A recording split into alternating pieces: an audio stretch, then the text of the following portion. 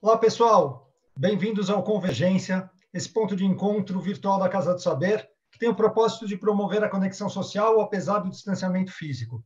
Eu sou Marcelo Pirozelli, junto com o Guto Belchior, estamos aqui mais uma noite para aproximar pessoas que têm em comum o prazer pelo saber, pelo conhecimento, pela exploração do mundo e de si mesmas, que, aliás, tem tudo a ver com o tema dessa semana, que é autoconhecimento. Hoje aqui com a gente, Fabiano Mulan, que é médico neurologista, e Roberto Vilhena, executivo publicitário, professor de criatividade na Casa do Saber. Fabiano também professor na Casa do Saber já há um bom tempo, né? Então, a gente vai conversar hoje aqui sobre o tema autoconhecimento, juntando essas perspectivas da neurociência e da criatividade. E eu queria começar trazendo um elemento que acho que vai permear o nosso papo todo, que é a questão da meditação.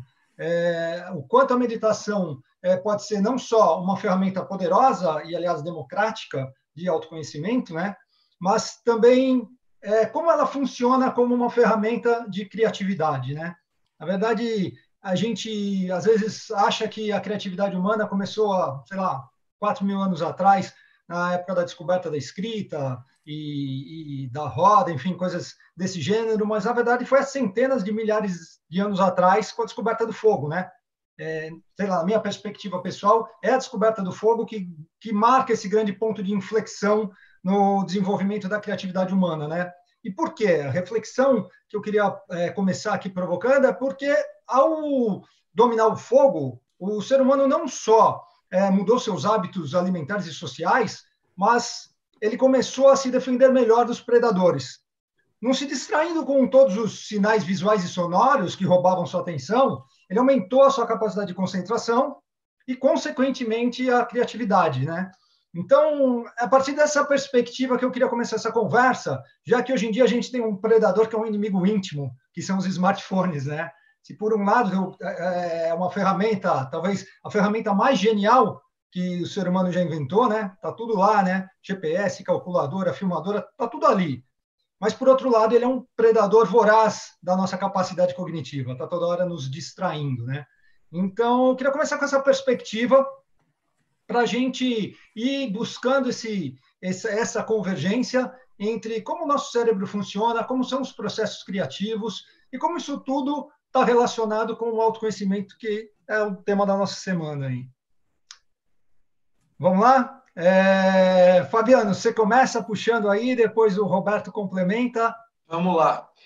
Bom, como você falou, Marcelo, assim, o pior veneno para a competência humana, cognitiva e criativa é a distração.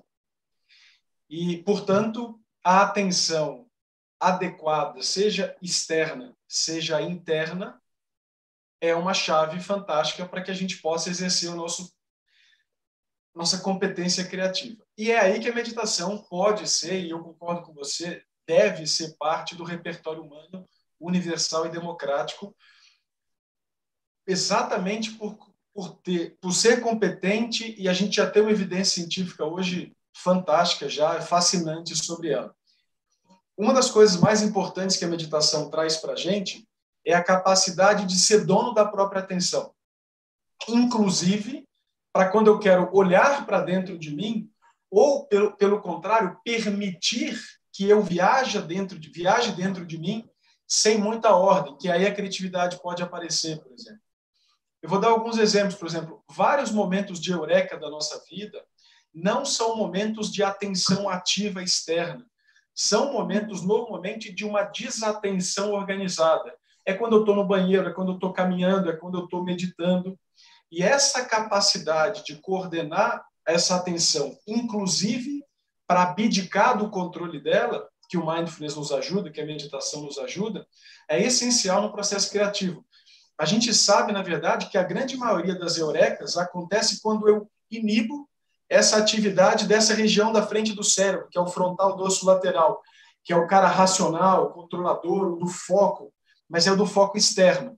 Tanto é que a gente tem muito insight sonhando, está inibindo, meditando, está inibindo, usando microdoses de LSD ou outras drogas alucinógenas, você inibe essa região. Então, é muito interessante essa relação da atenção. Às vezes, a meditação te ajuda, na verdade, a abandoná-la, e isso é muito positivo para a criatividade. Eu acho que só complementando o que o Fabiano falou, eu não sou especialista em meditação, mas acho que dá para traçar um paralelo para compartilhar aqui com todo mundo. Uma das metodologias mais utilizadas em criatividade, em especial para marcas, na área.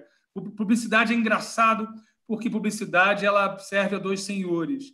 Ela sempre representa alguma coisa que diz respeito a um conhecimento formal, né? Você está falando de negócio, mas, ao mesmo tempo, você executa isso seguindo a tradição da poética de Aristóteles, que é justamente onde nasce a ideia de criatividade.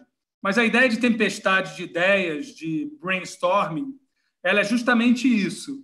Ela é um distanciamento da realidade onde você não tem uma atenção específica para nada, né? E essa atenção específica ela é, em alguma medida, usurpadora de possibilidades criativas, porque, como a gente falou no encontro anterior, Fabiano, a forma como a gente se relaciona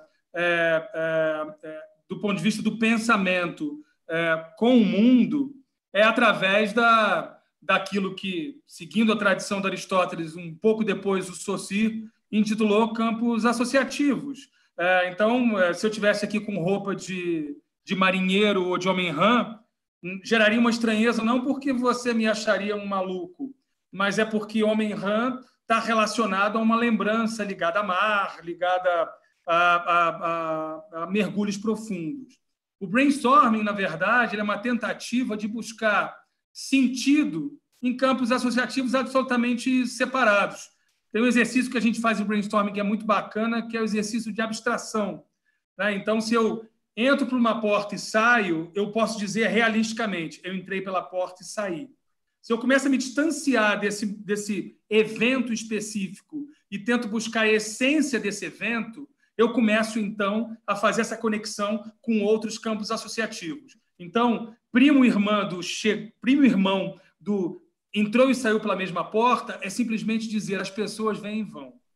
E as pessoas vêm e vão pode me levar a um outro campo associativo ligado à ideia de eu acreditar ou não numa vida após a morte, de um ex-marido que se arrependeu e voltou para a ex-namorada e por assim adiante. Então, só corroborando com o que você falou, me parece, não é minha especialidade, meditação, mas tanto a meditação quanto o brainstorming são formas da gente tentar deslocar a criatividade, deslocar a realidade da nossa vida. E como o Marcelo citou no início, quando eu me desloco da realidade, há de se esperar um tremendo esforço de autoconhecimento para verificar de que maneira você vai articular isso.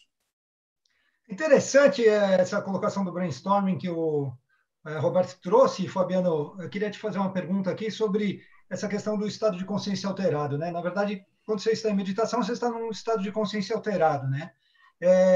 Talvez esse ponto do brainstorming converge também nesse sentido pelo fato daquele grupo que está no brainstorming entrar no flow, né? Que é aquele desafio. Isso. E aí, essas horas, Marcelo, é muito legal mesmo. Isso, quem estuda muito isso é psicologia positiva, né? E o flow, essa imersão exatamente que se encaixa na minha competência e na demanda do mundo, onde eu perco a percepção do tempo, eu perco a percepção do espaço, eu estou engajado na atividade. O fantástico do que o Vilhena falou é que ele construiu aí duas características do melhor flow possível, que é o conjunto de pessoas sincronizando cabeças e naquele momento, e é isso que ele estava falando do brainstorming, quando isso a gente chama de mentalidade de principiante, assim, esquece as regras que nos fecham nesse enquadramento e seja mais espontâneo, seja mais imaturo. Olha com o olho um pouquinho mais de principiante, esquece as regras que te inserem na sua produção, que te inserem na sua casa, e olha com um novo olhar. De repente, você consegue ter insights. De novo, é esse danadinho aqui do frontal dorso lateral, porque isso é interessante. Como é que o cérebro lida com o caos, com a complexidade? Ele tenta antecipar. Se ele tenta antecipar, ele tenta construir, antes do mundo ser mundo, algumas regras que ele possa encaixá-lo. E, naturalmente, ele vai enquadrar, ele vai restringir o seu campo de percepção e o seu campo de produção, o seu campo de criatividade. Então, às vezes, dá um passo para trás. abandonar um pouquinho essas expectativas que o cérebro fica o tempo todo tentando fazer para economizar energia de processar o mundo, é a melhor maneira de você ser criativo. Mas aí, de novo, eu só consigo fazer isso sendo dono da minha atenção. Se eu não for dono da minha atenção, que é meditação, terapia, várias iniciativas podem fazer, educação pode fazer, eu sou refém do ambiente. E aí é muito mais difícil ser criativo dessa maneira.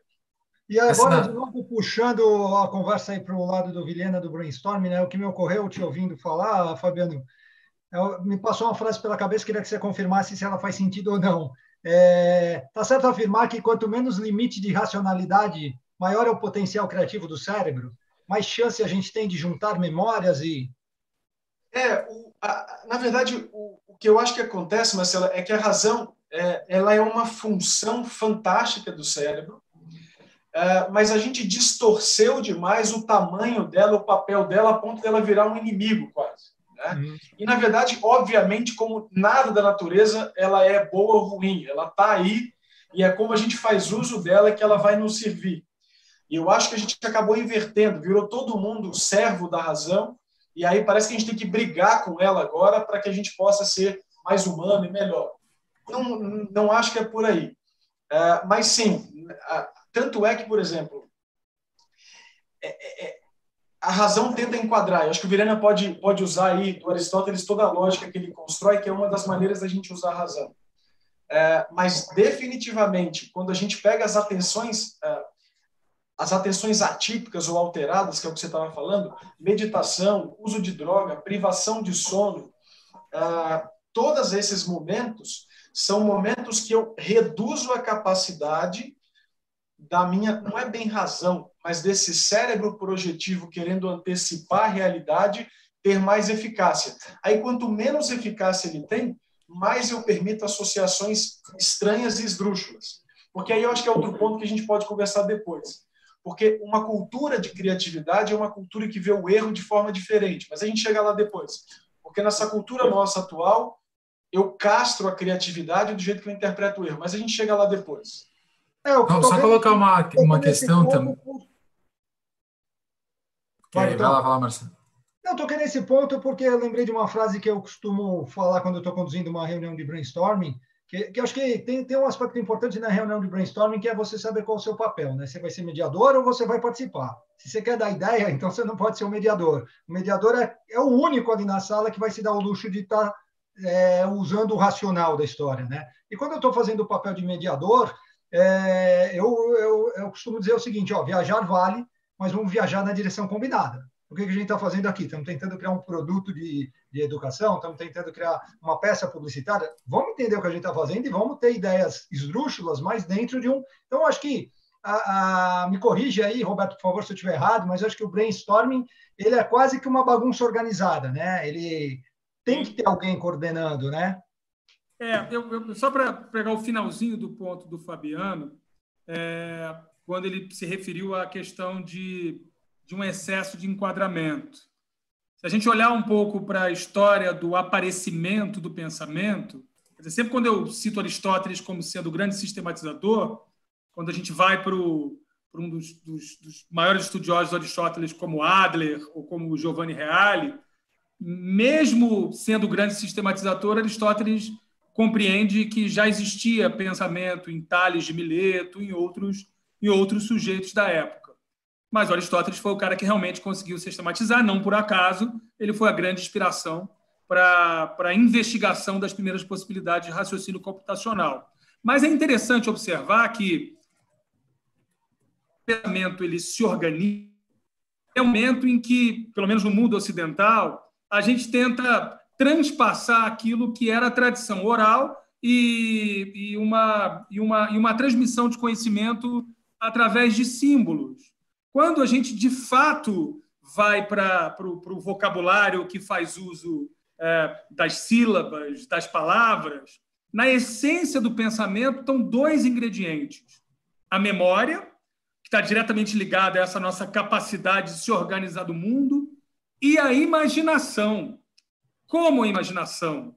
Quando eu penso num cachorro, eu não preciso estar olhando especificamente para nenhum cachorro para imaginar esse cachorro, uma casa amarela ou um prato de espaguete com camarão.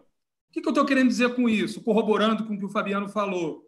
Faz parte da essência natural do pensamento a atividade imaginativa. Só que a atividade imaginativa, por uma série de razões, e a gente conversava um pouco antes, né, Fabiano? A educação ocidental, ela priorizou o caráter prescritivo daquilo que é dado como fórmula. Então, o erro, aquilo que é tido como a criatividade, que é o outlier, o ponto fora da curva, ele não só, de um lado, não recebe muito amparo social, como, por outro lado, há uma certa... Eu acho que é culpa de criativo, tá? Dizer que criatividade não tem metodologia. Não é? Acho que isso parece reserva de mercado, sabe? Não, eu tive uma ideia e aí eu acordei diferente. Não, a gente conscientemente ou não. Paulo Freire tem uma frase que eu amo, que ele diz o seguinte: se você não tem método, esse é o seu método. Então, existe metodologia para tudo. Então, acho que só corroborando, sim, eu acho que as circunstâncias fazem a gente ser um pouco mais careta. Mas a imaginação, ela nasce junto com o pensamento ao lado da memória. Queria trazer uma questão aqui. Eu li um dia um livro, tem alguns anos já, chamado Stealing Fire, né? Como se fosse Roubando Fogo, do Jamie Will, do Steven Kotler, e ele abre o livro falando que o grande motivo do sucesso dos SEALs, né, da Marinha Americana, é esse estado de flow que o grupo tem ali, que de alguma forma lembra um pouco o movimento dos pássaros, né? Que você tem líderes que vão trocando, por isso aqueles desenhos lindos do céu, e fala que isso é o grande resultado, o fator de sucesso dos SEALs é esse estado de flow que toda a equipe está, ou seja, existe quase que uma comunicação ali direta e intuitiva quase, que leva isso ao sucesso, né? Eu queria trazer um ponto aqui que será que talvez esse não seja um dos nossos desafios de promover esse estado alterado de consciência, não sei se é essa palavra, Fabiano, você me corrige, não só entre as equipes, no nosso trabalho, mas também, de repente, entre a nossa família, né? Porque uma coisa que me vem à cabeça, se essa parte nossa daqui da frente do cérebro, como você colocou, é a parte mais analítica, e vamos colocar até que o julgamento está nessa parte analítica, ou tá bom, tá ruim, eu gosto, não gosto, será que o segredo para um bom convívio também, e até vai para uma própria criatividade familiar, vamos colocar assim, não seria buscar em família momentos desse flow? Será que faz algum sentido isso? Faz, Guto. Na verdade, assim, o que você está descrevendo de verdade? Comunhão. É isso. O que você está descrevendo é um nível de segurança social onde eu posso, com a certeza de que todo mundo ali está junto comigo, com o mesmo propósito, de que eu simplesmente posso abandonar qualquer necessidade de julgamento e simplesmente seguir a manada. É o que acontece numa procissão religiosa, por exemplo, onde milhares de pessoas sentem esse flow. A gente é muito contaminado pela visão do grupo, e se você constrói em casa ou na empresa essa sensação de comunhão e propósito, cara, você está no céu, né? Porque, na verdade, é aí que você vai ter o melhor de cada ser humano, especialmente nessa hora. A questão toda do frontal do osso lateral também, coitado, não é que ele é o inimigo também nessa hora.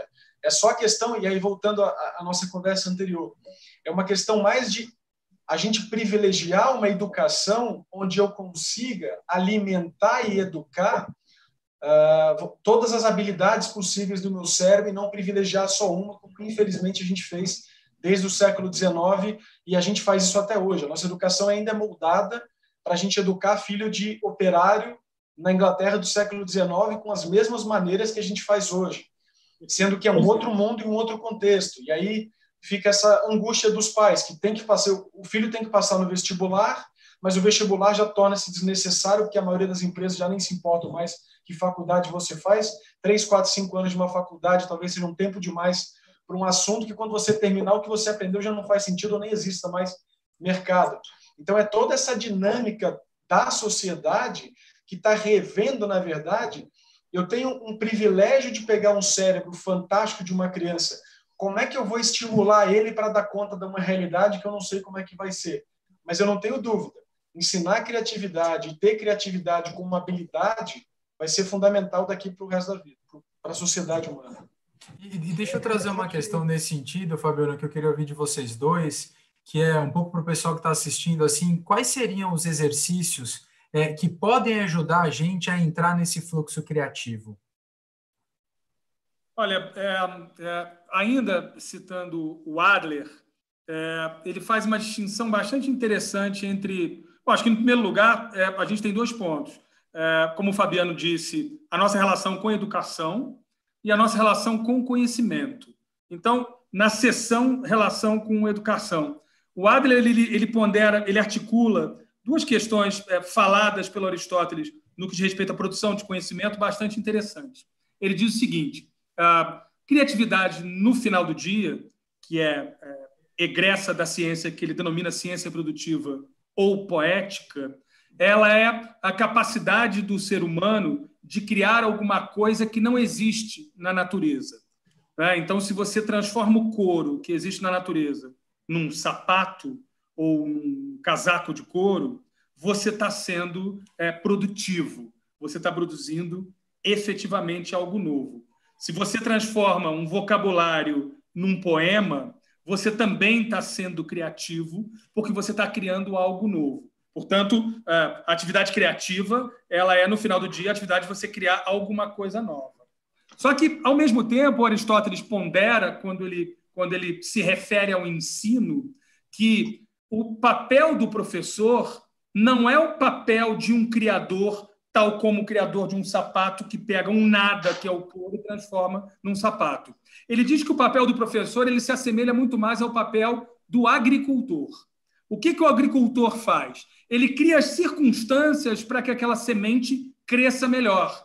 Ele vai arar o terreno, ele vai preparar, adubar aquele terreno para que ele crie um contexto favorável àquela semente, que mesmo sem o professor já cresceria.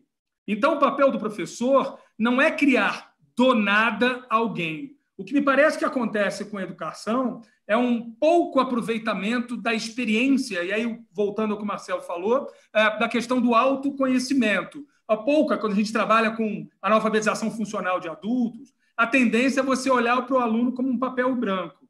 E, na verdade, a atividade produtiva é você transformar as suas experiências sensíveis. Não nos esqueçamos que o primeiro contato com o mundo é através da experiência, depois a gente transforma isso em pensamento. Então, me parece que esse pilar da educação ele é um pilar importante. E tem um segundo que a gente pode falar um pouco mais na frente, sempre ouvindo vocês sobre a alteração de estado de consciência, da meditação, do flow, do uso de produtos lisérgicos, mas tem um profundo alterador de consciência e que está diretamente ligado à nossa relação com o conhecimento, que é o repertório.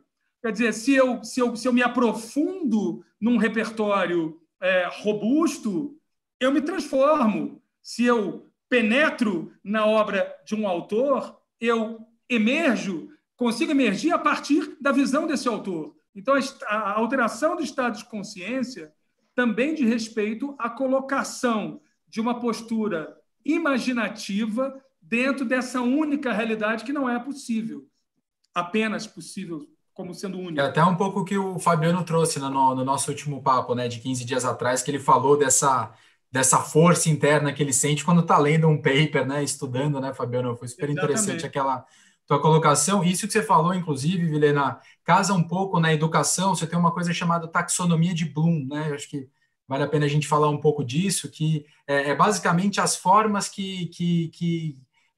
os estágios que a educação pode passar, que começa lá na base, com esse lado mais, entre aspas, primitivo, que é o só você se lembrar coisas, que é basicamente boa parte da nossa educação hoje, e no que você vai subindo a pirâmide, o topo da pirâmide é justamente o criar, que é quando você começa a fazer esse ligar pontos em campos aparentemente desconexos, né? Que aí, no fundo, é onde surge a beleza do conhecimento. E aí, Fabiano, Não, pode falar, Marcelo.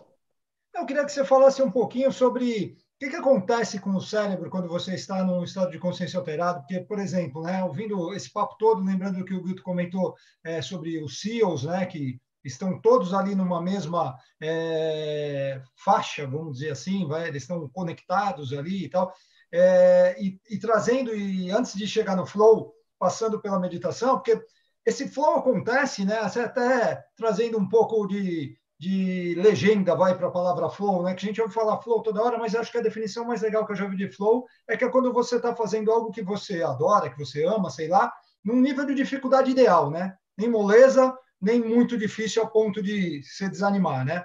Então, que é o gráfico o nome do pesquisador é Mihai Csikszentmihalyi. Eu demorei uns 10 anos para aprender esse nome, mas esse é o nome dele. Eu vou escrever no chat para o pessoal, inclusive, aqui. Ele, junto com Martin Seligman, criaram a psicologia positiva da década de 70 para cá. E aí o gráfico que ele cria, que é bem famoso, é aquele gráfico de demanda e competência, onde muita demanda e pouca competência é desespero, e muita competência e pouca demanda é o tédio. E aí o flow seria exatamente a faixa intermediária. Mas isso é importante porque tanto a criatividade quanto o flow, elas são muito dependentes de contexto. E aí a gente volta para a educação, volta para a família, volta para a sociedade. Ele só é possível num ambiente onde essa maneira de vivenciar o mundo é legitimada e estimulada. A gente, infelizmente, com a nossa educação, a gente faz um péssimo uso da nossa memória. A memória, do ponto de vista biológico, ela existe não pela decoreba da tabuada, mas por uma ideia geral da informação, para que eu possa depois generalizar e uso futuramente. Então, todo aprendizado cerebral é para um uso futuro de tomada de decisão e de intervenção no mundo. Essa dissociação do aprender pela decoreba, do mundo como ele nunca fez parte do funcionamento cerebral básico, assim. E a escola ignora, ou pelo menos ignorava de uma forma agressiva essa dissociação e obriga a maneira da taxonomia de Bloom mais tosca, ridícula, com a menor retenção possível, que é a decoreba pela decoreba. A informação, ela só vira fim em si mesmo quando, como Vilhena falou, quando você já está aprofundado e aquilo talvez vire um prazer em si mesmo, objetivo em si mesmo, mas até que prove o contrário, a informação é meio para a vida, e é na vida que você tem que ter os critérios para legitimar o que você está aprendendo. Essa dissociação é extremamente perigosa e castradora, na verdade, que eu acho que é um dos efeitos colaterais hoje das dificuldades que a gente vem tendo, das habilidades necessárias, por exemplo, agora. Inteligência emocional, inteligência social, criatividade para lidar com minha família, para lidar comigo mesmo de outra maneira. Isso pode e deve ser ensinado. Isso existe metodologia. Como Vilhena brincou, falar que não tem metodologia para criatividade é reserva de mercado, porque é claro que tem. Quanto mais criativo você se exercita, mais criativo você vai ser. Então, não existe essa ideia. Não existe o gênio solitário e o gênio dissociado do contexto e o gênio do dia para a noite. É sempre uma história interligada. É engraçado que, Vilhena, você costuma comentar em outros papos que existe um comportamento, né? Que o criativo ele tem um certo comportamento, né? E uma coisa que eu sempre observei no comportamento de todo criativo é a questão da procrastinação, né?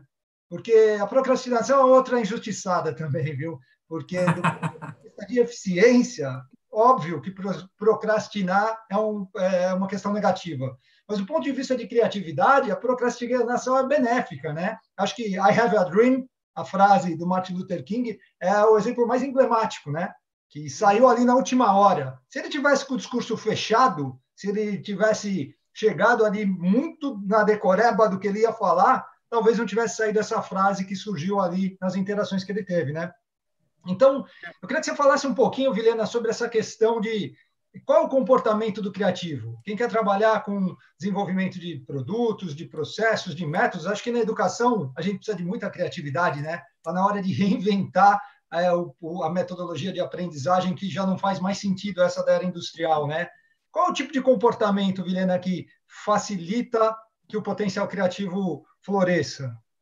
Só para responder abreviadamente o que você falou sobre a atividade de quem procrastina, é porque, no fundo, você não está fazendo um checklist de verificador se todos os bullet points foram realizados no que diz respeito àquela reunião. Na perspectiva do pintor, não tem problema pintar o telhado antes de termos paredes. Então, esse é um problema que não existe para a atividade criativa. São vários os relatos de escritores de séries e até de propaganda. Eu mesmo tenho um pouco esse vício. Eu gosto de escrever o final primeiro, porque sabendo o final eu tenho noção do meio e do início. Isso depende da metodologia de cada um. Mas eu acho que para quem está nos assistindo, são diversas as possibilidades, né? Você tem o Demasi no Osso Criativo, você tem um pesquisador de criatividade da década de 60 chamado Edward de Bono, que criou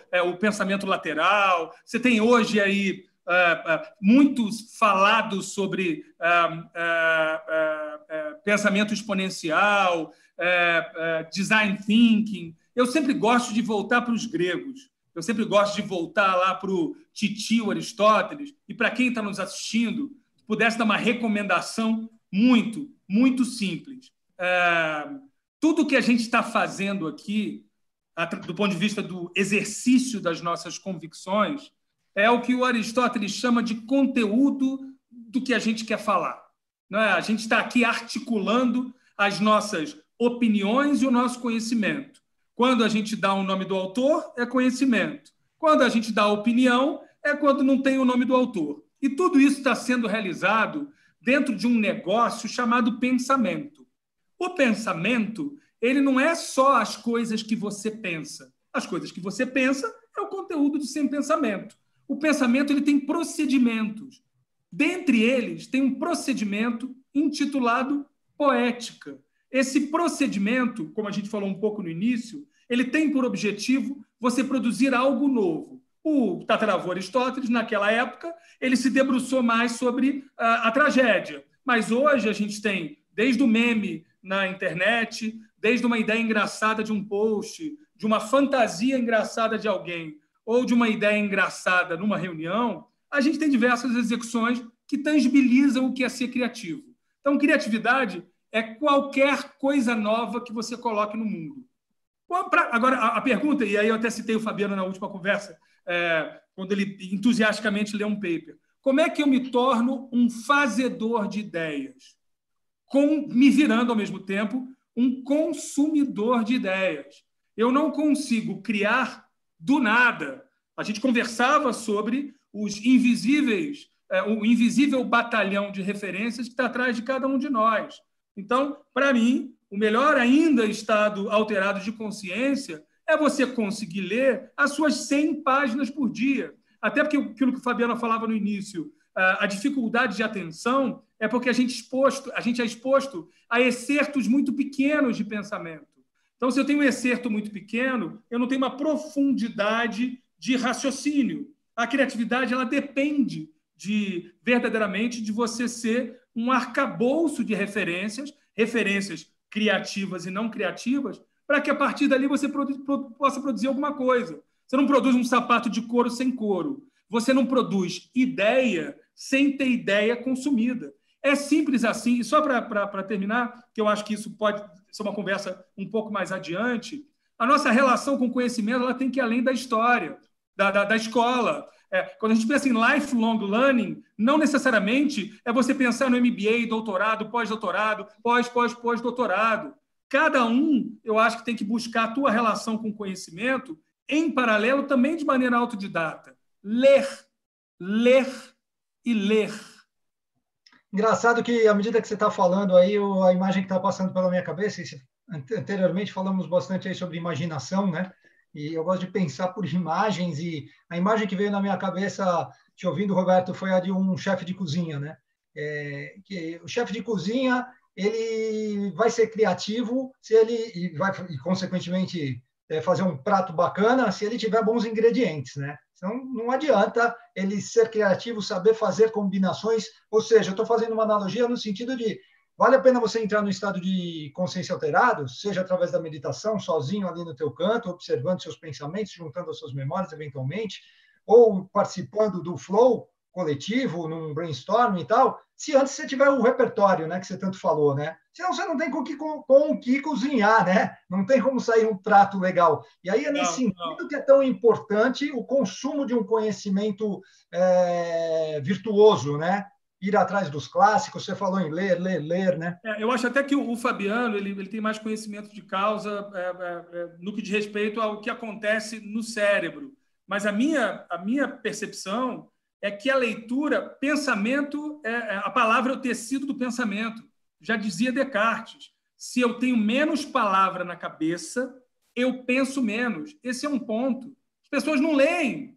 Então, 1984, George Orwell era restringindo palavras que você restringia revoluções e pessoas contrárias. É óbvio. Então, mas assim, isso é bem interessante. Assim, a gente tem os dois lados. A gente tem hoje uma educação que privilegia uma forma de pensamento e que nos restringe essa forma de pensamento. E aí o importante é usar a história e os clássicos como matéria-prima para a construção. Tem um neurocientista muito legal que chama David Eagleman, e ele tem um livro que chama The Runaway Species, que é um livro sobre criatividade, publicado ano passado. E ele fala que a atividade criativa pode ser dividida em 3 atividades cerebrais. O bend, blend and break. Bend, de entortar. Eu pego um dado e só olho uma perspectiva diferente. O blend é misturar coisas que eu não presumia misturáveis e misturo e crio uma coisa nova.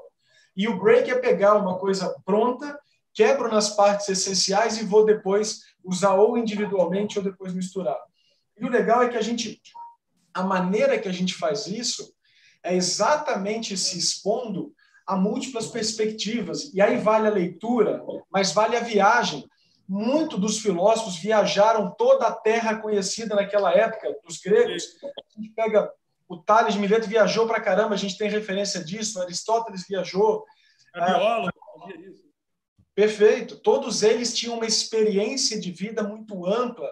E é dessa experiência, é dessa visão, é aquela visão que eu estava falando um pouquinho, é aquela visão um pouco inocente, um pouco desarmada da realidade, que te permite enxergar de uma outra maneira. Mas eu só consigo desarmar o que já tiver armado. Então, eu preciso de uma estrutura antes para desestruturar e criar um novo. Não adianta, isso a gente tem evidência. Não funciona presumir que a criança vai aprender por si mesma. Ela não vai aprender por si mesma. Os processos educacionais que colocam a criança num parquinho e falam assim, se vira para aprender aritmética, não vai rolar. Por outro lado, restringir a experiência dela à sala de aula é péssimo também. Então, esse equilíbrio é fantástico. Me dê com o que trabalhar, mas me dê um mundo para que eu possa construir. O Winnicott, que é um psicólogo lindo, ele falava que criatividade é impregnar o mundo de você. Mas eu só consigo impregnar o mundo de mim se eu me conhecer o suficiente para saber o que eu acho que vale a pena dividir e melhorar o que me cerca. Portanto, todo esse equilíbrio de criatividade, contexto adequado e autoconhecimento. Só para pegar o teu frase linda. Linda, né? Só para pegar o teu gancho no que se refere a essa questão da inocência. Há uma falsa sensação de que as grandes ideias elas são óbvias porque elas são corriqueiras. Não é verdade. A obviedade ela é fruto de uma conexão muito inusitada em relação a partes a princípio desconexas. Você tem toda a razão.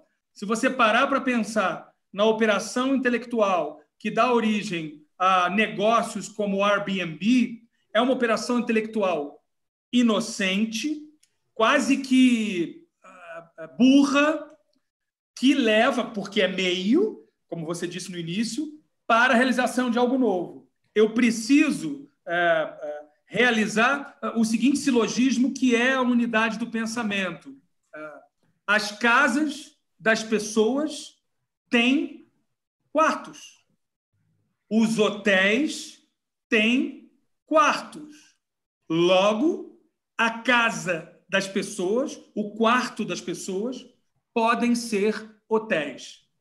Eu só consigo olhar para a possibilidade de existência do Airbnb se eu tenho esse momento de inocência em que eu admito que o hotel tem quarto. Parece que você usou alguma substância lisérgica. É óbvio que o hotel tem quarto. Sim, se a tua finalidade for só falar sobre isso. Agora, se a percepção de que hotéis têm quartos for meio para conectar com uma coisa que eu não sei qual é, e que no final do dia eu descubro que é a possibilidade do Airbnb, é tão inocente quanto... Tem um livrinho da Adriana Calcanhoto sobre frases infantis, e ela diz que num deles, um dos filhos dela, o filho ou filha dela disse, olhando umas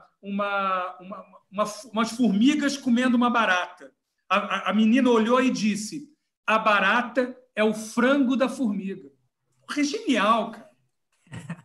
É genial, porque para ela frango é comida. Então, vocês perceberam que a sofisticação é a mesma? Por isso que a poética é a entrada para a criança. Por isso que a metáfora ela é tão importante como metodologia para a educação. Por isso que a metáfora ela é importante como metodologia para a educação para analfabetos funcionais. Agora, para isso, você precisa de repertório. Eu dei aula durante muito tempo, dou ainda para ex-presidiários que hoje amam Dostoiévski. Por que eles amam Dostoiévski? Porque o cara era um ex-presidiário, casos que roubou por necessidade.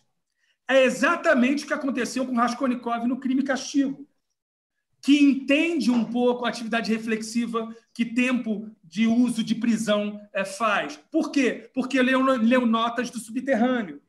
Então, as conexões, o teu framework de repertório, ele vai construindo isso que você falou, Fabiano, que é impregnar o mundo de você. Só que, para você ser você, você precisa se impregnar de outros que vieram antes de ti. A história humana não começou, meu amigo, quando você entrou na faculdade. Se você não entender minimamente o que outros caras antes de você fizeram, você vai correr o risco de um dia acordar e, mãe, tive uma ideia genial. Ser ou não ser, eis a questão. Não, querido, isso já foi feito. Pense em outra.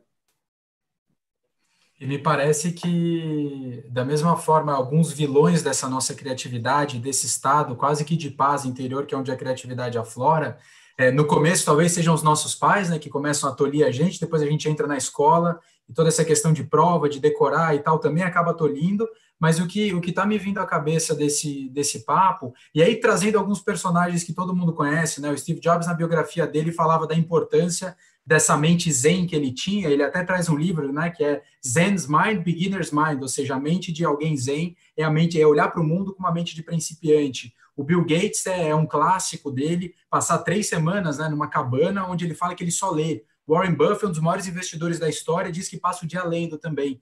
Parece que o grande vilão de mais criatividade para a gente é esse mundo muito acelerado que a gente está vivendo, que muitas vezes é a gente sair. E um dia eu estava vendo um estudo, Fabiano, falando sobre as ondas cerebrais, né, que a gente vive basicamente em beta no nosso dia a dia, e, na verdade, a criatividade começa a aflorar quando a gente começa a reduzir ali para alfa, vem para teta. Queria que você falasse um pouco mais disso, assim, sobre essa parte um pouco mais científica, assim.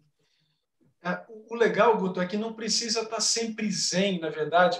Você até quer um grau de caos para que você possa fazer uma forçada no ambiente. Tem muita pesquisa mostrando que o melhor momento de eureka é o seguinte: você vai ativamente pensando no assunto, e vai. Quando você chegar no seu limite, a partir dali você vai fazer uma coisa que é diferente do que você está propondo. Vai caminhar, vai tomar banho ou vai dormir. Mas chega no seu limite, gasta tudo que você tiver conscientemente, de forma atenta.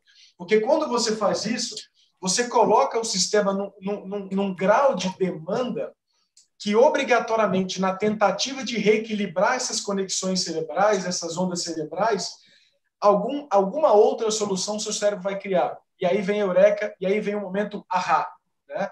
Então, a ideia do zen, a ideia da meditação, a ideia da paz, ela é necessária mais como um filtro do resto para que eu possa trabalhar, mas também, de novo, sem material de demanda, sem material de estresse, de mudança de conexão cerebral, isso acaba não acontecendo.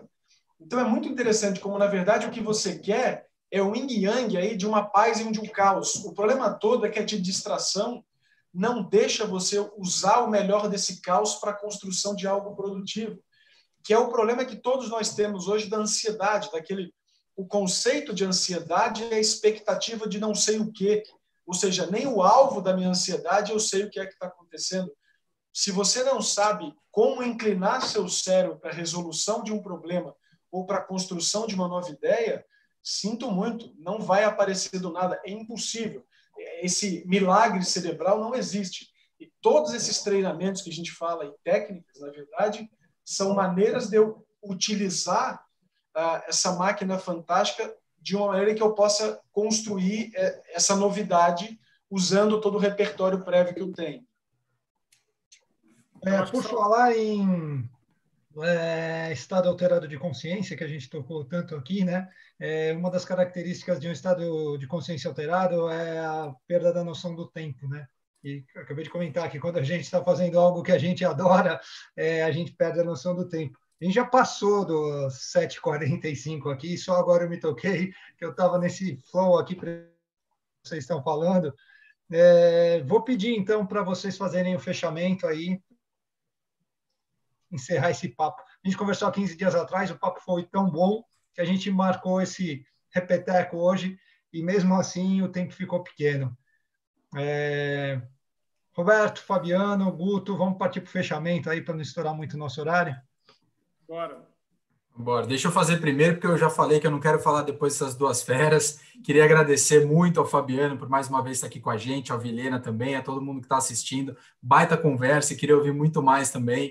Lembrando que o aplicativo da Casa do Saber está disponível gratuitamente até o dia 30/4, é só baixar na Apple Store, na Play Store. E vou ficar com esses recados aqui e agradecer pelos aprendizados de hoje.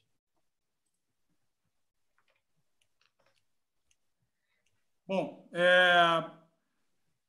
eu acho que para compartilhar vale a pena a gente refletir sobre uma questão que é tudo o que o ser humano produziu até hoje em relação ao conhecimento, tudo que a gente estruturou em relação a todas as possibilidades de ciência, sempre foi num ambiente onde seres humanos compartilhavam conhecimento com outros seres humanos e, eventualmente, quando a gente se refere ao mundo do trabalho, seres humanos competiam e competem com outros seres humanos. E nessa dança, sempre a gente teve a convicção de que quanto mais conhecimento eu acumular, melhor será para mim. Aí cai de paraquedas um negócio chamado inteligência artificial, que não está interessado no conteúdo do que você está fazendo, e sim na identificação dos padrões. Então, o recado que eu poderia dar para todos e o Fabiano se referiu isso no início, criatividade, do ponto de vista do algoritmo, é algo difícil de ser rastreado, difícil de ser previsto, difícil de ser previamente organizado. Então, a atividade criativa hoje, ela passa a fazer necessariamente parte do job description de qualquer profissão e deveria fazer parte de ser objeto de cuidado, de identificação e de vontade de ter um pouco mais de aprendizado por parte de todo mundo. Eu acho que esse é o ponto importante, para a gente se preparar. As máquinas vão substituir as pessoas, não tem dúvida nenhuma que isso vai acontecer num percentual gigantesco. A pergunta que você tem que fazer para você mesmo será que a máquina vai me substituir? Acho que esse é o ponto. Repertório, criatividade e compreensão de que esse mundo ele vai ser articulado a partir necessária e forçosamente da parceria com as máquinas. E a gente precisa estar nesse patamar. Perfeito. E eu acho que uma coisa que complementa bem, que talvez seja a base para a criatividade ser alimentada na sua família, na sua empresa, independente, é como a gente encara o nosso próprio desempenho, a nossa própria inteligência, a nossa própria competência.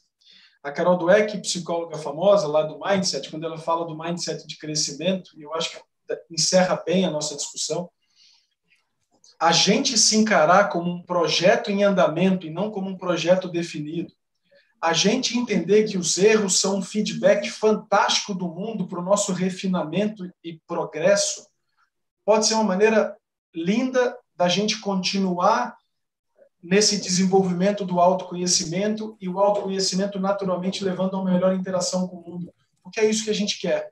E para isso, entender-se como um projeto, como um experimento, como uma hipótese que está sendo testada a cada dia, a cada momento, na sua família e socialmente, pode ser uma maneira até de se libertar do medo do erro e entender que, na verdade, ele vai acontecer, deve acontecer, e, na verdade, ele vai ser o maior trampolim da sua vida se você puder aproveitar da melhor maneira. E muito obrigado por mais essa possibilidade de bater esse papo fantástico aqui com vocês. Legal, ouvindo essas últimas colocações de vocês aqui, me veio à cabeça o quanto é importante esse processo de mudança, né? A gente questionou, acho que ao longo do programa todo, essa questão de que a educação precisa mudar, as formas de convívio precisam mudar. Acho que está claro que a gente vem numa transição de uma era industrial para a era do conhecimento e que talvez a gente precisa de falar menos em diferencial e mais em atributo, né? Falar menos em competir e mais em colaborar, né? E aí eu deixo o gancho, então, para nosso papo de amanhã às 19h, que a gente vai falar sobre consciência coletiva, com o empresário Marcelo Cardoso e a jornalista Ariane Abdala. Deixa eu só pegar rapidão, Marcelão. O pessoal está pedindo muito, muito aqui, Fabiano e Vilhena, se vocês puderem indicar a cada um livro.